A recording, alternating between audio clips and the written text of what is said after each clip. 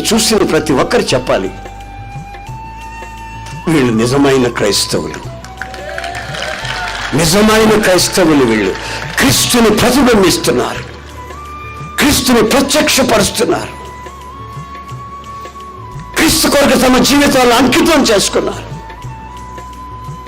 వీళ్ళని మనం ఎన్ని చెప్పినా మన అలవాట్లోకి రారు, చెప్పి ప్రయోజనం లేదు వీళ్ళకి. వీళ్ళు ప్రభుత్వం హత్తుకొని జీవిస్తున్నటువంటి ప్రజలు అనే సంగతి ప్రజలు గుర్తించాలి.